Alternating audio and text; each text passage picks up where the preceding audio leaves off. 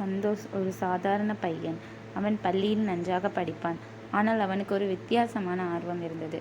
பறவைகளைப் பற்றி தெரிந்து கொள்வது. பள்ளி முடிந்ததும் அவன் நேரத்தை காட்டில் செலவிடுவான்.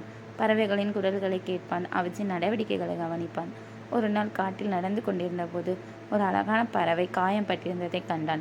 அது தரையில் கிடந்தது. சந்தோஷ் மிகவும் வருத்தப்பட்டான். அவன் தன் வீட்டுக்கு ஓடி ஒரு சிறிய கூண்டையும் சில மருந்துகளையும் எடுத்து வந்தான். மெதுவாக அந்த பறவையை எடுத்து கூண்டில் வைத்தான்.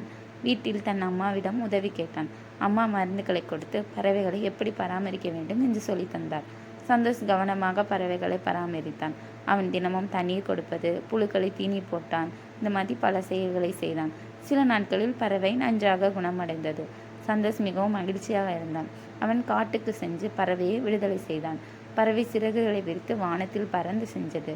சந்தோஷ் அதை பார்த்து மகிழ்ச்சியில் கண்ணீர் விட்டான்.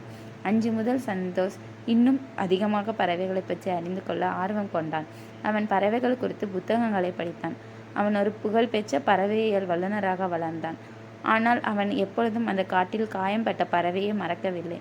அந்த அனுபவம் அவனது வாழ்க்கையில் ஒரு முக்கியமான பாடத்தையே கற்றுத் தந்தது. இதே போல தான் நமக்கும் ஒவ்வொரு அனுபவம் இருக்கும். இப்போ இந்த கதையிலேருந்து நம்ம என்ன பார்த்தோம்னா, இந்த விலங்குகள் நலன் கருதி நம்ம இயற்கையை எப்போவுமே பராமரிக்கணும். இந்த கதை உங்களுக்கு பிடிச்சிருக்குன்னு நம்புகிறேன்.